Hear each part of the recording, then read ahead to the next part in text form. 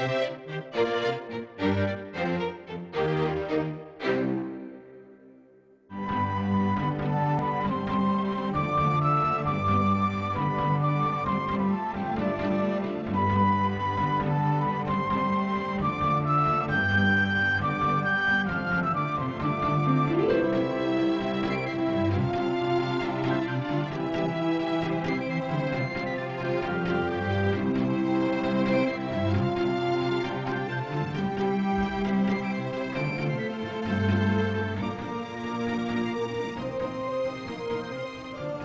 do not pretend to understand how I come to be here today.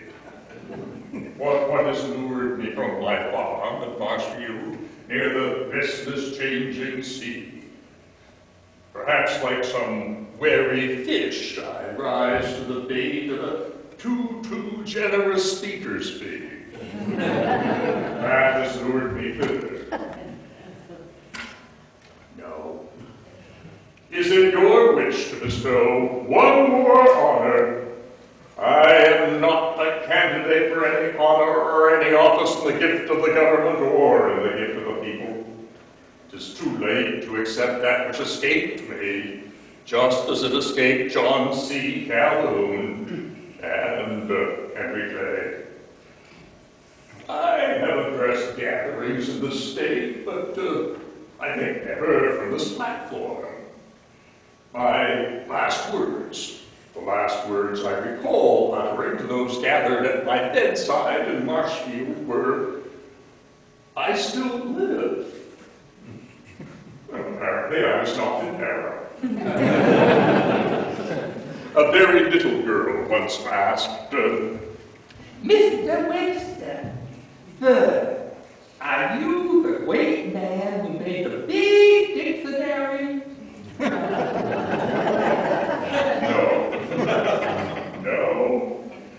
No. In Marshfield, in my library, I believe I have every dictionary ever written, but it was Noah Webster, a distant cousin, who made the dictionary.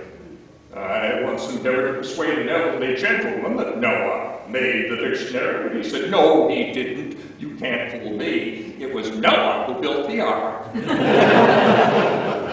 Well, let me with authority say, the word Webster or Webster means weaver, a male weaver. I shall weave my story for you.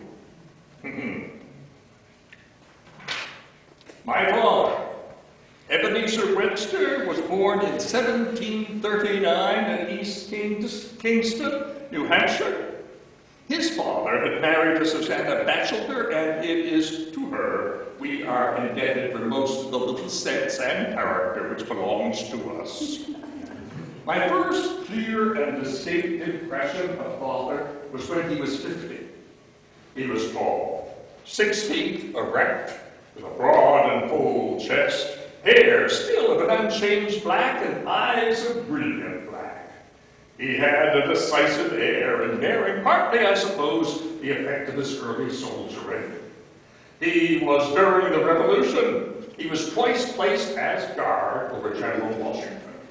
First at Dorchester Heights, and later at West Point during Benedict Arnold's traitorous action. General Washington said, "Captain Webster, I believe I can trust you." Yes. Then General Stark, recalling the battle for Bennington, once said to me, "Mr. Webster, your complexion is like your father's, convenient for a soldier, since burnt gunpowder cannot change it." Yes, I've been called the Black Dan. And I've been called other names, too.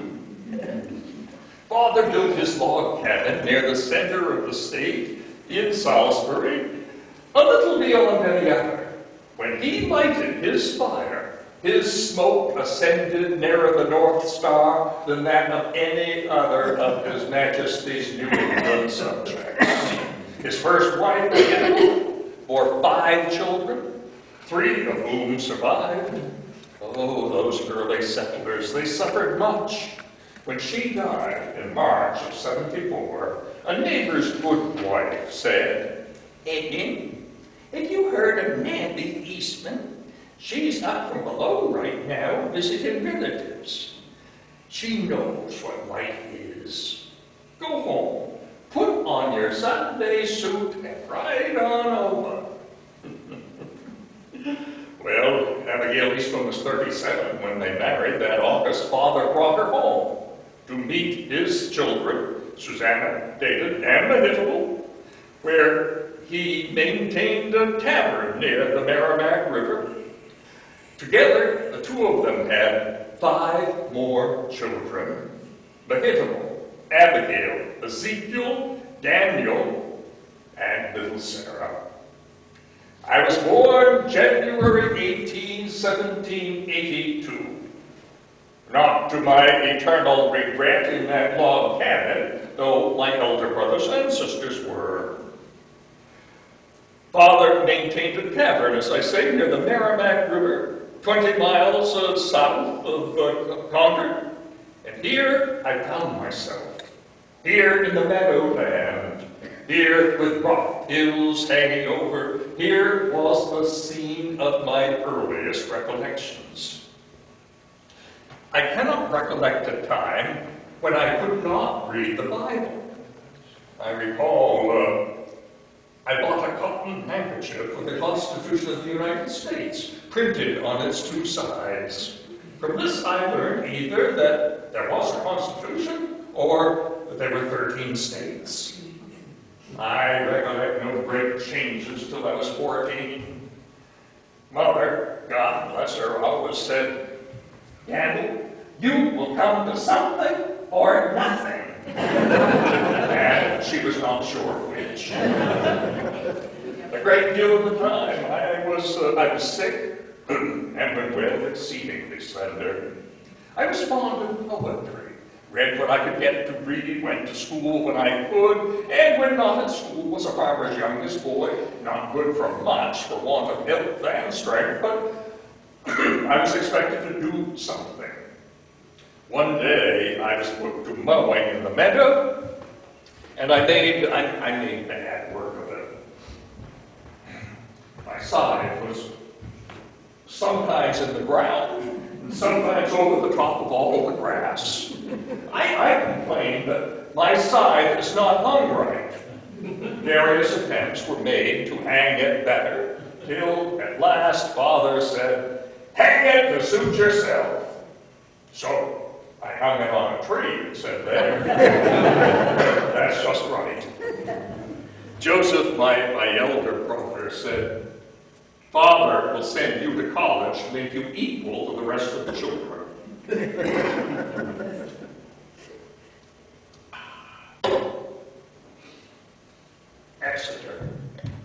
Exeter Academy. I had never been from home before. Now here, at Phillips Exeter Academy, I was among 90 boys who knew more, had seen more, and appeared to know much more than I did. I made progress, but there was one thing I could not do. I could not speak before the class. No, I could not make a declamation. On that day, set aside for declamations, I could not rise from my chair. Many a piece did I commit to memory, recite, rehearse over and over in my room, but when my name was called, Daniel Webster, Daniel Webster, Daniel Webster, I could not rise from my seat. Well, sometimes the instructors frowned, sometimes they smiled, but Daniel Webster could not make a declamation. Dartmouth. I was 15 when I entered Dartmouth College. I graduated in 1801. Public speaking no longer frightened me. I began to study the law. First, I commenced keeping school at the academy at Freiburg, Maine, where on the 4th of July, I delivered the Independence Day oration. Now, consider my case. Should I be a schoolmaster? Let's enumerate the events that drew me towards the law. It was my father's wish. While he did not dictate, how much short of dictation is the wish of a parent? Secondly, my friends wished it too. So, I went to Boston to pass a few more months of legal study.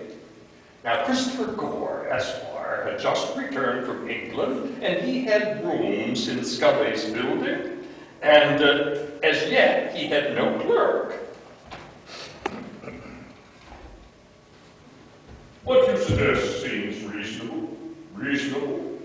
While I do not plan to fill my office with clerks, he was willing to consider my case. On what do you live? Corned beef and cabbage, sir. Oh, that will not do. You must occasionally drink a glass of good wine and eat an apple after dinner for more digestion. But, sir, I cannot afford wine. Well, he often supplied me from his cellar, and ever after I have followed his advice. To Christopher Gore. It is not often that good wine is under any roof where I am without my knowing it. In March of 1805, at age 23, sponsored by Christopher Gore, I was admitted to practice in the Suffolk Court of Common Pleas. Father died the following year. He is buried in his own field just at the turn of the road beneath the shadow of a great pine tree. Beside him repose my mother, my 3 sisters, and Joseph, my youngest half-brother. I set out for Portsmouth, where I found a pleasant room in a good situation, made additions to my small library and some pleasant acquaintances. Portsmouth was a most pleasant town, and there I found my days rolling along pretty agreeably. In 1 year's time, I contemplated setting my bachelor friends a laudable example. When first I met her at church, Miss Grace Fletcher was wearing a tight-fitting white dress. She looked like an angel. No one could approach her without wishing to know her, and no one could know her without loving her. She was the daughter of a minister nearby. Now one day, we were untangling a skein of silk thread.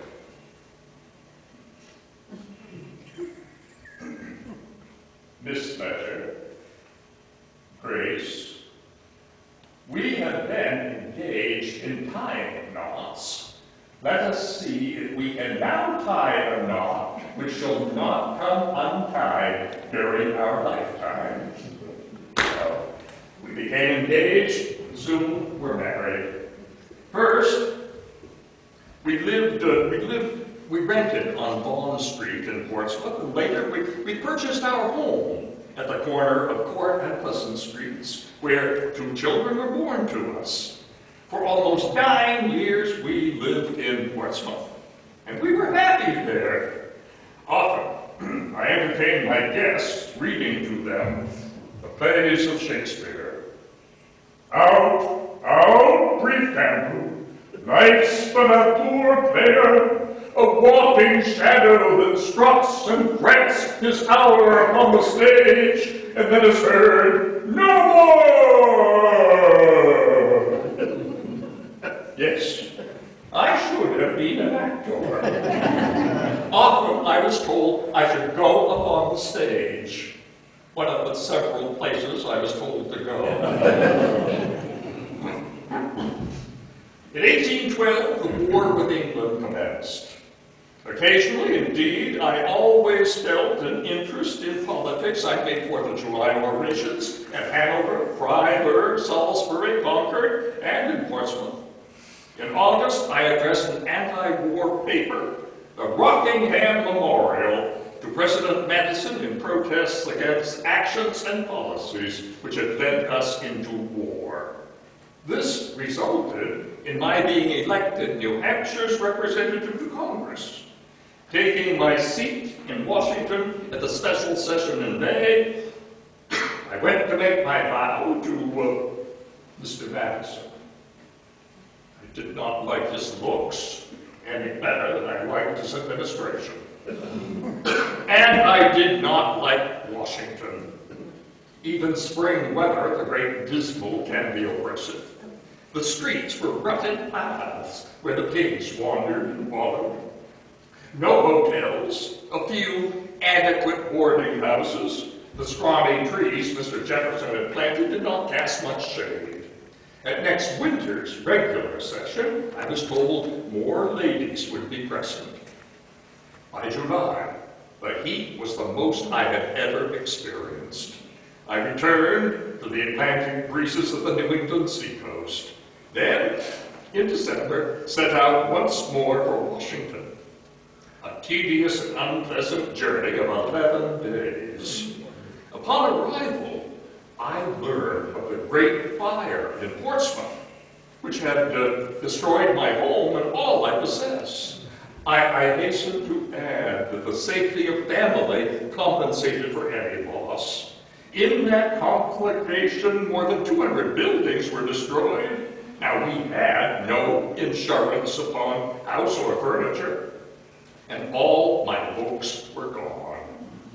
Mrs. Webster always said I regretted more the loss of a pint of wine in our cellar than the loss of books in my library. Well, now, let us be accurate, my dear Grace. It was a pipe of wine when we bought it, but it had been on tap for some time, and our table was not without guests. Now, a pipe was a wooden cask containing 126 gallons. Call Mrs. Webster to the witness stand. She will confess our first pipe of wine could hardly have been more than half a pipe at the time of Portsmouth's Great Fire in 1813. In August, the British occupied Washington and burned most of the public buildings, including the President's house. Mrs. Madison, Dolly Madison. Now, her looks I liked. Well, she was a brave woman. She barely escaped capture when, with one of her slaves, she tarried to save a portrait of George Washington. I fully expected if peace did not come, the government would die in its own weakness. Every day we fought to hear from New Orleans. It seemed certain the English had sent an expedition thither. On its result, perhaps the question of peace depended. Things looked very bad. I confess, I had no expectation of their growing better while the war lasted. The people could not pay the taxes proposed, especially in the South. The government could not execute a conscription law if it should try, nor enlist soldiers, nor borrow money. What could it do? Meanwhile, in Belgium, on Christmas Eve at Ghent, a treaty negotiated by John Quincy Adams and Henry Clay was signed with England. Think now, this is before the invention of our marvelous telegraph. 2 weeks later, at New Orleans, General Andrew Jackson won a great victory over the British. In February, when the news at last reached us, President Madison declared his war over. In New Hampshire, our New England prosperity and importance was passing away. That was a fact. The events of the times, the policies of England, the consequences of Mr. Madison's war, and though the Ghent Treaty brought peace with England, it also bereft us of commerce, the source of Portsmouth's wealth. So, in August of 1816, with my wife and 2 children, we moved to Boston, where we took a house on Mount Vernon Street. The following year, I argued the Dartmouth College case before the Supreme Court. Chief Justice John Marshall presiding. To my mind, it was the case not merely of that humble institution, it was the case of every college in our land. For the question is simply this: shall our state legislatures be allowed to take that which is not their own, to turn it from its original purpose, and use and apply it to such ends as they shall see fit? Sir, you may destroy this little institution. It is weak. It is in your hands. I know it is one of the lesser lights in the literary horizon of our country. You may put it out. But if you do so, you must carry through your work.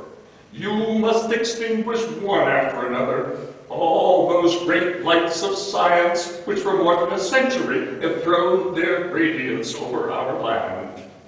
It is, sir, I have said, a small college, and yet there are those who love it. Sir, I know not what others may feel, but for myself, when I see my alma mater surrounded like Caesar in the Senate House by those who are reiterating stab upon stab, I would not, for this right hand, ever turn to me and say, "Et tu, and thou too, my son." Of course, I prevailed before the Supreme Court in the Dartmouth College case. On the 22nd of December, 1820, I delivered an address at Plymouth in commemoration of the 200th anniversary of the landing of the Pilgrims. I deem it my duty on this occasion to suggest that the land is not yet wholly free from the contamination of a traffic at which every feeling of humanity must forever revolt. I mean the African slave trade. In the sight of our law, the African slave trader is a pirate and a felon, and in the sight of heaven, an offender far beyond the ordinary depth of human guilt. I concluded on a happier note. Advance then, ye future generations, as you rise to take the places that we now fill. We bid you welcome to this pleasant land of the fathers.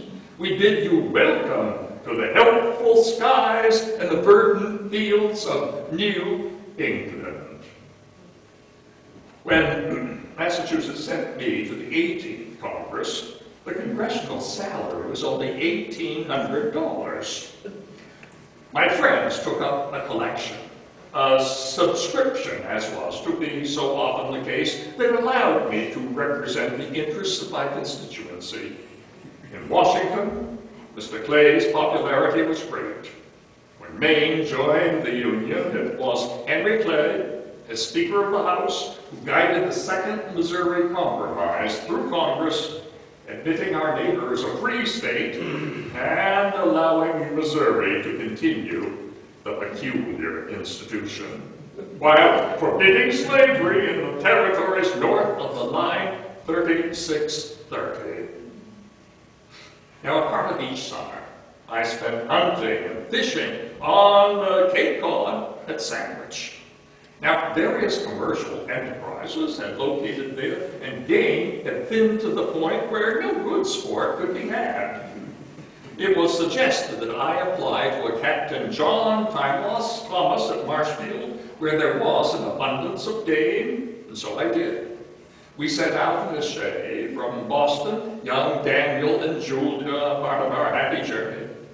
As we passed over the brow of Black Mount, Mrs. Webster called my attention to the scene before us, saying, if we were to have a place in the country, she would prefer this to any she could hope to see. Well, Grace, we shall see. We drove on up to the house to be welcomed by Captain Thomas. Ever after, it has been our home. Soon, I became the owner, and in time was honored with my greatest title, First Farmer of Marshfield, South Parish. With such a title, how could I ever be second to any man? I visited an old farmer down in Virginia by steamboat from Washington to Fredericksburg Landing. Then we set off in a carriage with 4 horses. The roads in places would scarcely be said to exist. We arrived at Monticello, where Mr. Jefferson received us most graciously. He was 81 years old, yet in good weather he rode daily on horseback.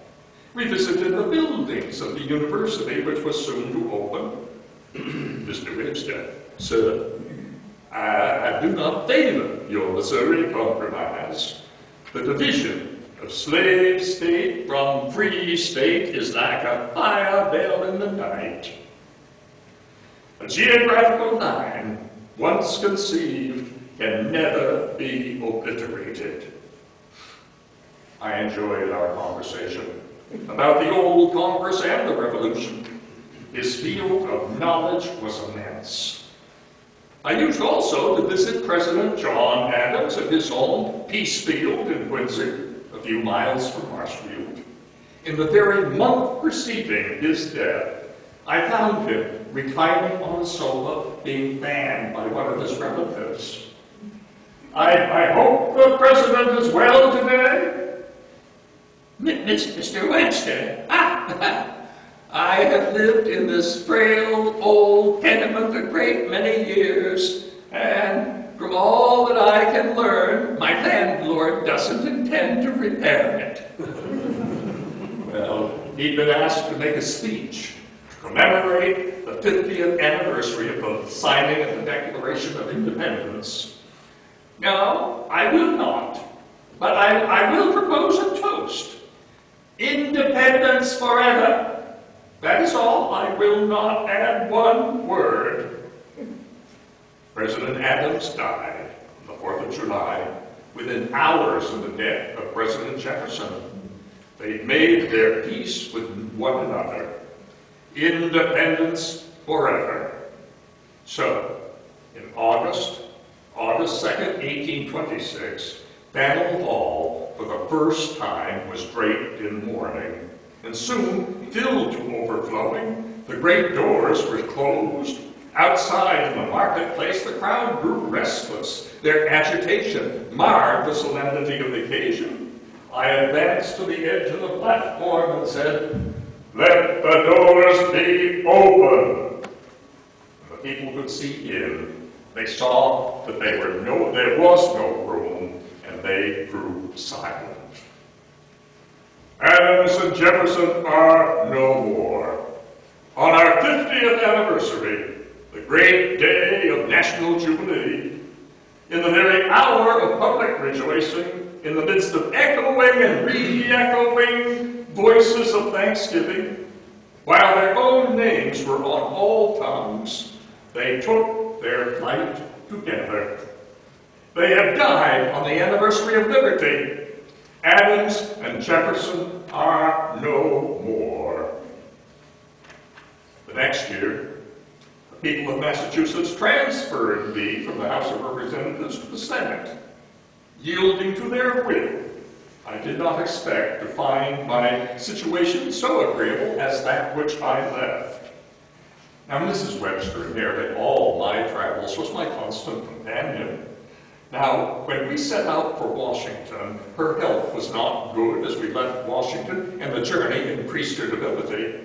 We stopped in New York. The opinion of several eminent physicians and surgeons was not favorable. They held out faint hope of any cure. She breathed her last January 21st, 1828, with my 4 children, Julia and Daniel on either hand. We walked bareheaded through the wet and icy streets of Boston to St. Paul's Church. May it please God, when my appointed hour comes, that I rest by her side. That same year, General Andrew Jackson, the great hero of the Battle of New Orleans, defeated President John Quincy Adams in his bid for re-election. I recollect the day of his inauguration. A monstrous crowd of people were in the city. I never saw anything like it before. Persons came 500 miles to see General Jackson. General Jackson, yes. President Jackson, They really seemed to think the country was rescued from some dreadful danger. My thoughts were to leave public life to devote myself to my profession and my children. However, I was persuaded by very generous inducements to return to the Senate. The presiding officer was, of course, the Vice President, John C. Calhoun. Among fellow senators there was New York's Martin Van Buren, the Fox of Kinderhook, Missouri's Thomas Hart Benton, and old Tippecanoe, General William Henry Harrison from Ohio, John Tyler from Virginia, and Robert Hayne, like Calhoun, from South Carolina. The upper chamber where the Senate meets is a smaller room than the echoing Hall of Representatives, a better arena in which to deliver an address. In my first term, after my reply, my second reply to Senator Hayne, a Southern congressman approached me and most cordially said, "Mr. Webster, sir, I think you better die right now. Let your fame rest on that one speech." Well, I did not accommodate the gentleman's wishes, and I will share some part of that address with you at my conclusion. But for the moment, be satisfied. Now, President Jackson's cabinet was soon in turmoil over the affair of Mrs. Peggy Eaton. She was the daughter of a popular tavern keeper, a beautiful young widow, now married to the Secretary of War. We all knew her. It was whispered that some had known her. Certain cabinet members' wives, and especially the Vice President's wife, Mrs. Calhoun, would not attend events at which that woman was present, nor would they receive her in their homes. Secretary Eaton was the President's friend and a frequent guest at the White House. You'll recall, I think, General Jackson had fought duels, killing at least one man to protest slanders against his wife's fame. This dispute in the social and fashionable world was producing political effects that could determine who would be the next president. Then the question of nullification, a state's right to interpret the Constitution, to set aside Supreme Court decisions that did not accord with the state's interest. South Carolina asserted its right to secede from the Union in protest against the new tariff. At a Jefferson Day dinner, President Jackson proposed a toast. Our Union, it must be preserved. Now, Vice President Calhoun's hand shook as he responded, "The Union, next to our liberty, most dear." Enough of Washington. Let us leave the great dismal for the moment. In Salem, Massachusetts, in April of 1830, old Captain Captain Joseph White, in his mansion on Essex Street, was found murdered in his bed. His skull was crushed, and there were 13 deep stab wounds in his chest. It was a mystery and a horror, and the chief topic of public interest. A suspect was arrested, but hanged himself from the bars of his cell. It was believed he had been hired by two brothers, one of whom had destroyed the old man's will, thinking thereby to inherit a great fortune. Now, could these brothers escape conviction upon a technicality? Under Commonwealth law, you could not try a suspect unless you had the conviction or the confession of the principal. Now, the Attorney General was in his 80s. It was doubted he could stand a lengthy trial. So, I was asked to serve, without fee, as the special prosecutor. So, there things began as we started the trial in the heat of August.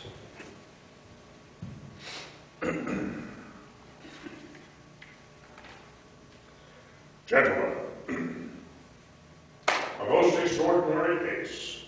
An innocent man, without an enemy in the world, is made the victim of a butcherly murder. Deep sleep had fallen on the destined victim and on all beneath his roof. A healthful old man to whom sleep is sweet.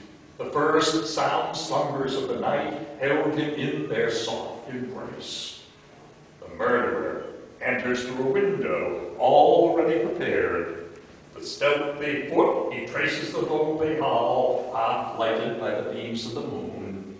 He winds up the ascent of stairs until he reaches the chamber door. He turns the lock by soft and continued pressure till it moves on its hinges and reveals his victim before him.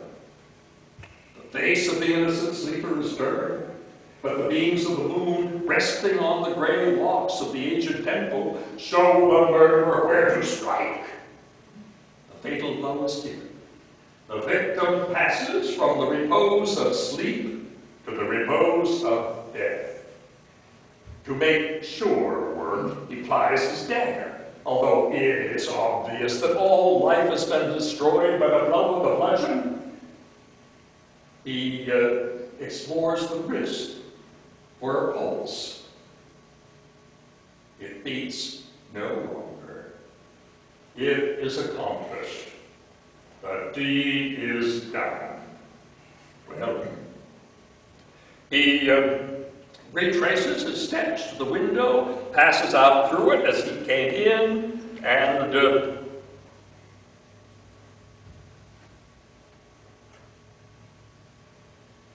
no eye has seen him, no ear has heard. The secret is his own, and it is safe. Gentlemen, that was a dreadful mistake. True it is, generally speaking, murder will out. He thinks the whole world sees it in his face, reads it in his eyes, and can almost hear its working in the very silence of his thoughts.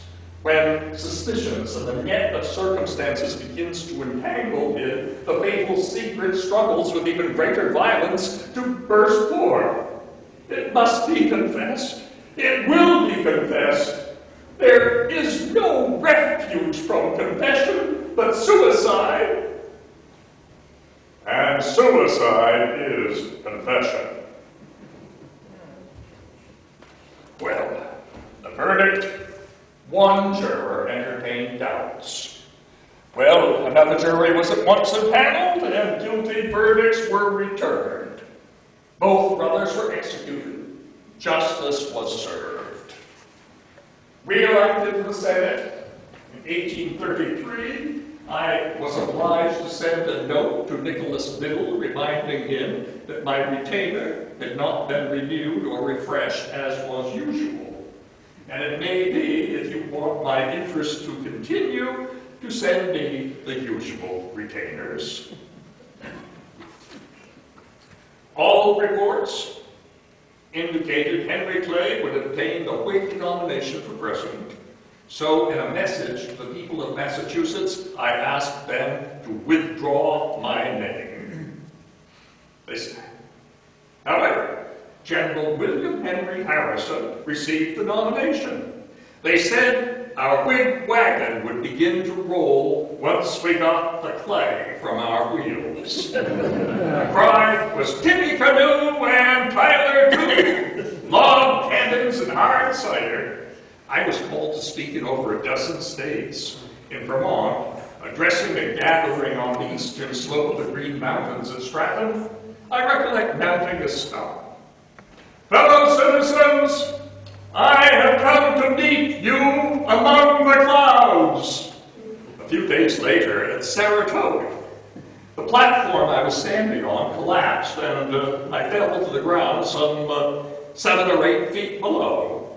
I picked myself up and resumed from the flat bed of a peddler's wagon, assuring the voters, our great platform is more sound than that structure which just failed to support me.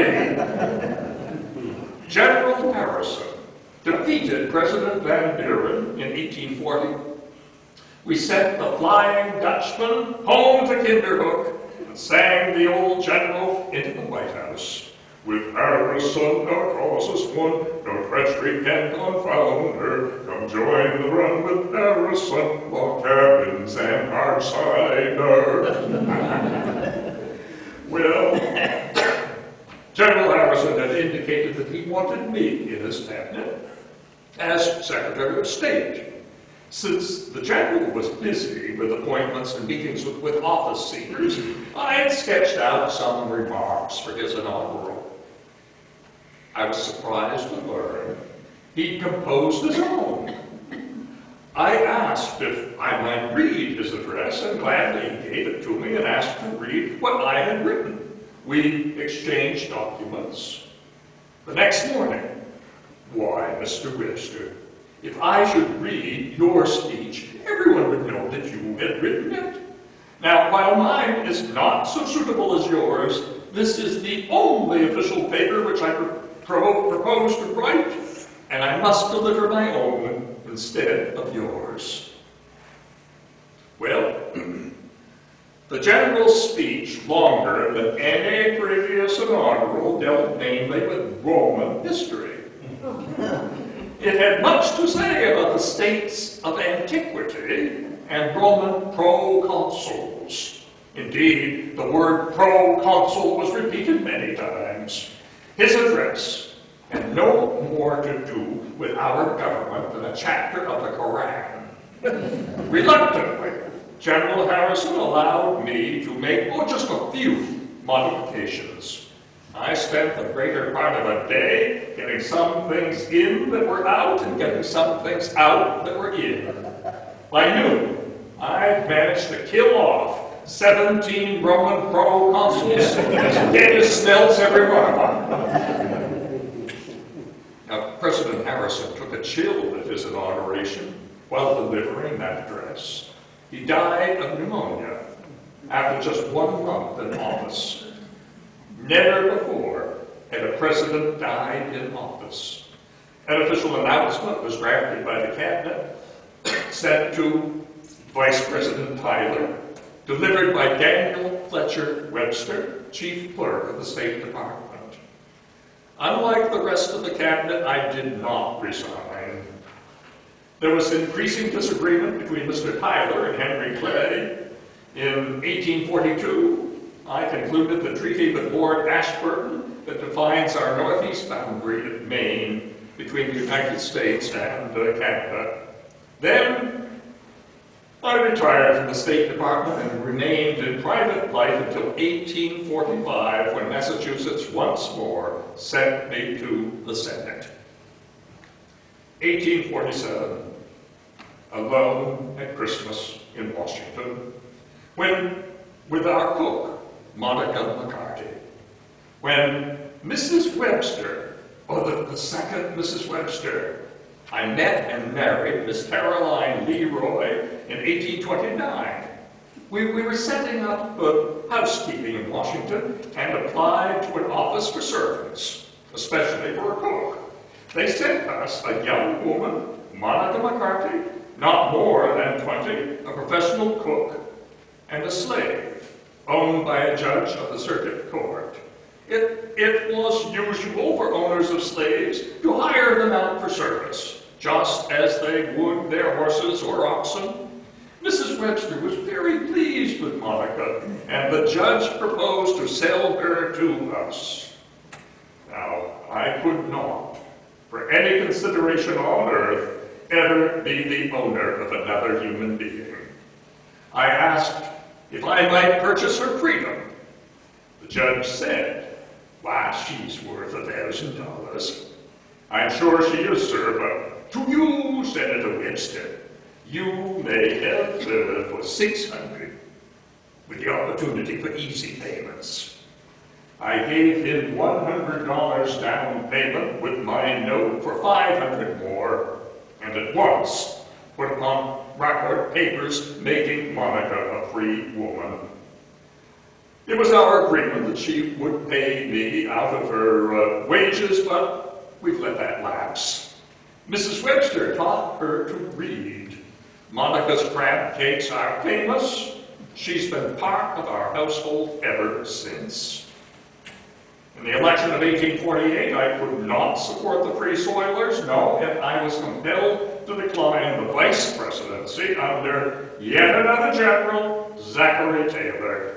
It was plain to see if the northern states continued to refuse willfully and deliberately to carry into effect that part of the Constitution respecting the restoration of fugitive slaves, and Congress provides no remedy, the South will no longer be bound to observe the compact.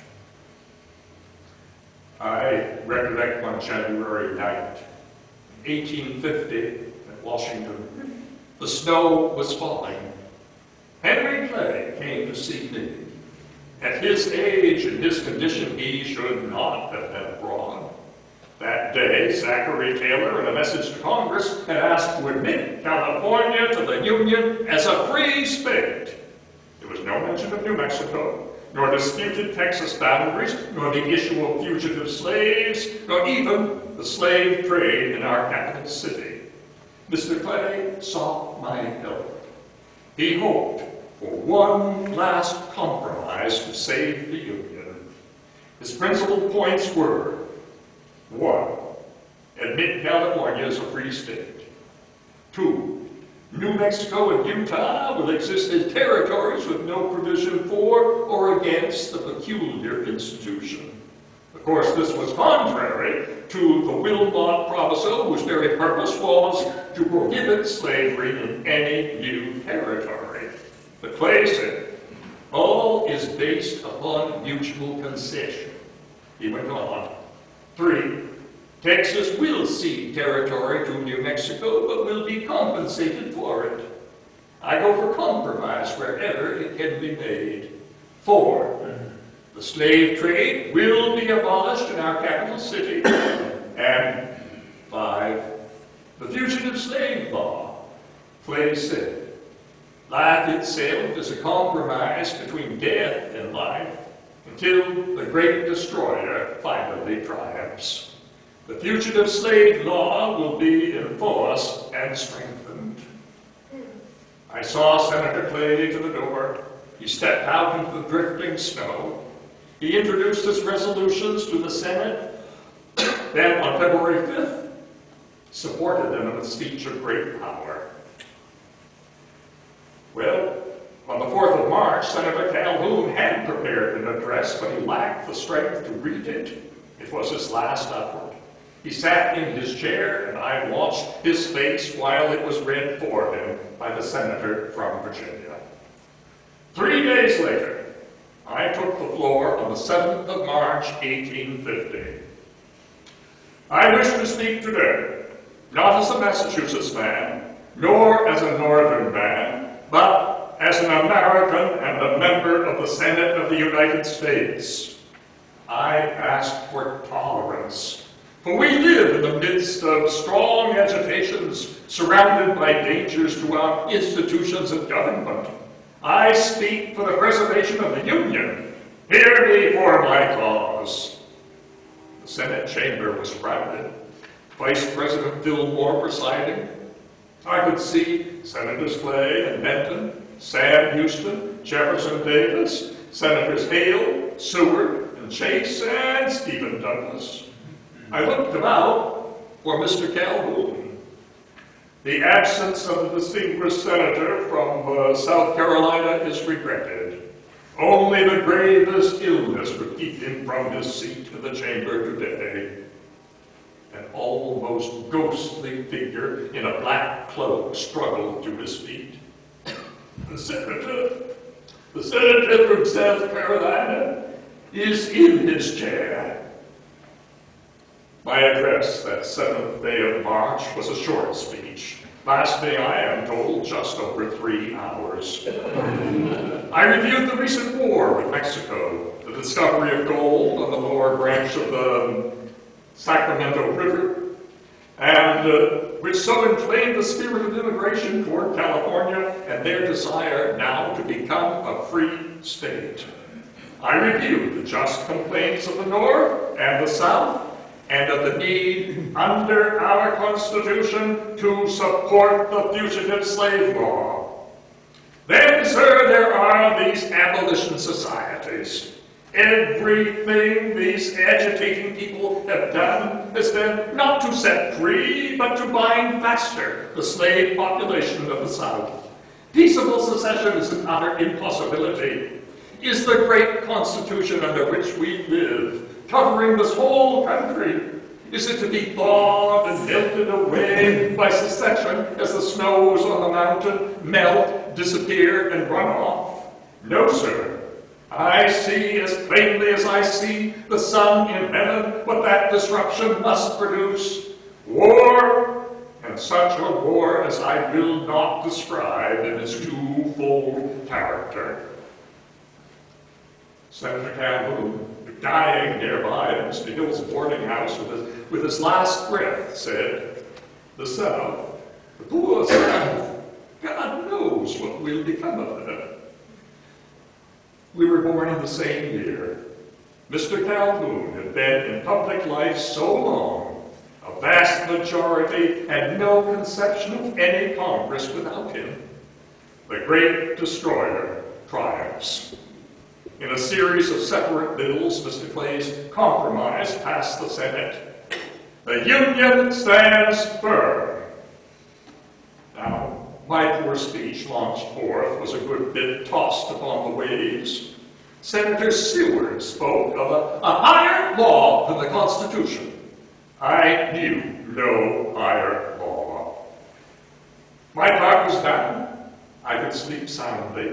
When urged to respond to my many critics, I was reminded of the old deacon down in Connecticut who said, "I make it a rule never to clean the path till the snow's done falling."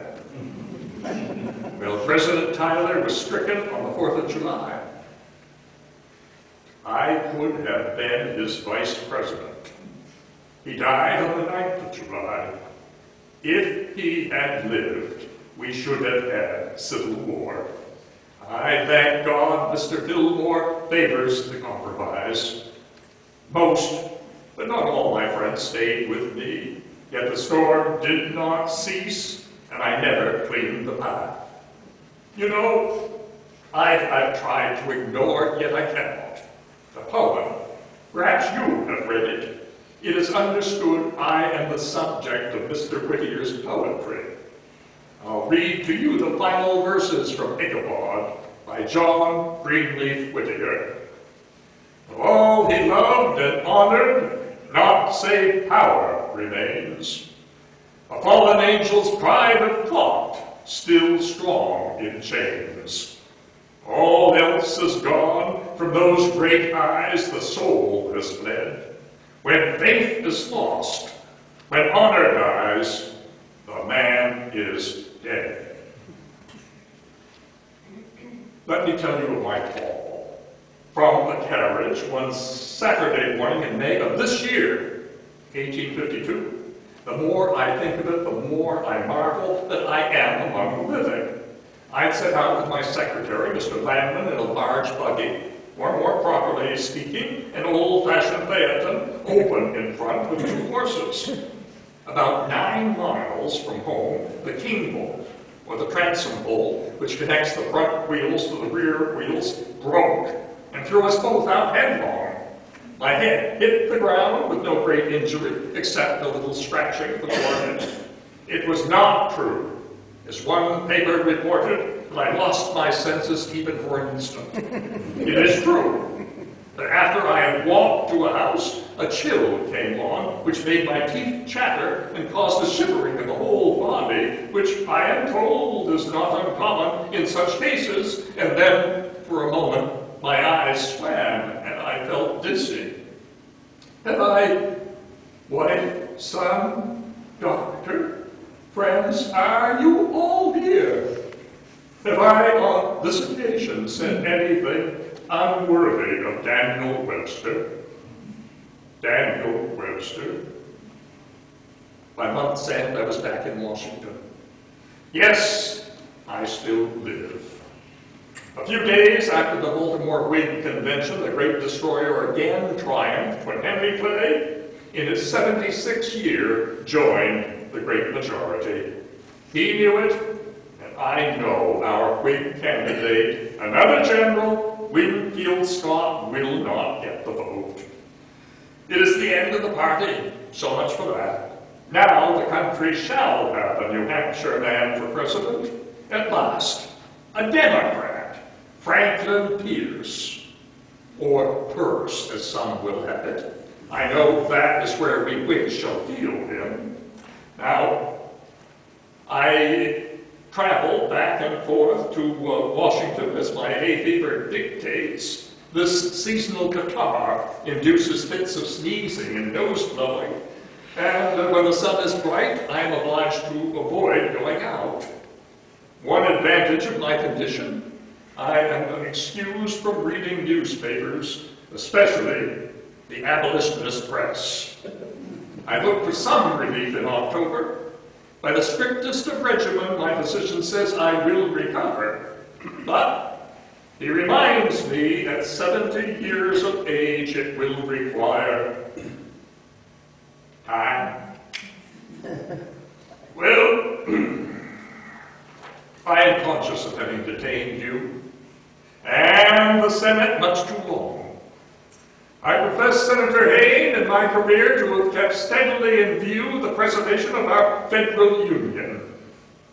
When my eyes shall be turned to behold for the last time the sun in heaven, may I not see him shining on the broken and dishonored fragments of a once glorious union, on states dissevered, discordant, belligerent, on a land rent with civil feuds or drenched in in fraternal blood. Let their last feeble and lingering glance rather behold the gorgeous ensign of the Republic, now known and honored throughout the earth, still full high and vast, its arms and trophies streaming in their original luster, not a stripe erased or polluted, nor a single star obscured, bearing for its motto no such miserable interrogatory as, "What is all this worth?" or those other words of delusion and folly, "Liberty first and union afterward." But everywhere, spread all over in characters of living light, blazing on all its ample folds as they float over the sea and over the land, and in every wind under the whole heavens, that other sentiment, dear to every true American heart, liberty and union, now and forever, one and inseparable.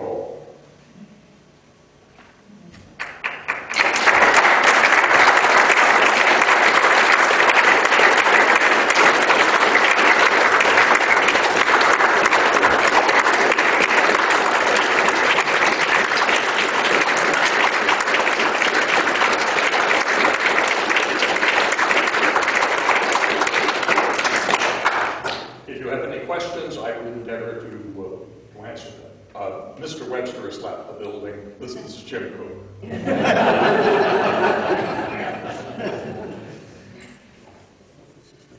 Yes, sir, Rebecca. Could you tell us a little bit about the research you did? Your portrayal is so intimate, tangible, and personal. It obviously did a lot of work. Yeah, it is my intent, and the subject characters I portray, to say what they said, and not to invent what I think they should have said or might have said. Though every now and again I do have to use that license. You may or may not know that for many, many years I portrayed Calvin Coolidge. I've been playing Calvin Coolidge longer than Johnny Carson had chaired the Tonight Show. This 4th of July, which is his birthday, I'm hanging up the Star Holder. But my research for Webster, just read everything that I could get my hands on, really. Make what's, I have a very sharp mind, and I really have to study things before I begin to take them in. So, yeah.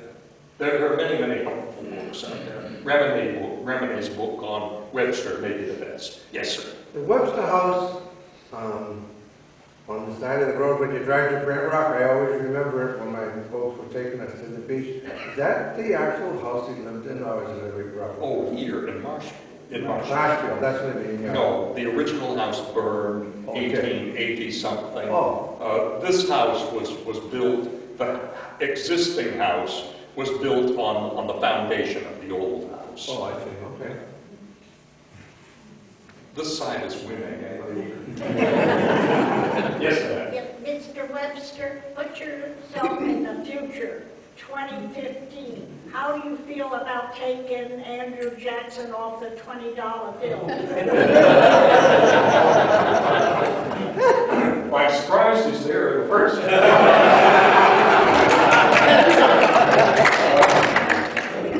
Andrew Jackson, it's interesting how he has declined in my life so much.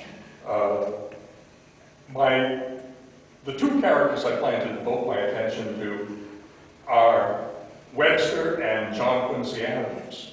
And Jackson was Adams' nemesis, really. That man could not even spell his own name.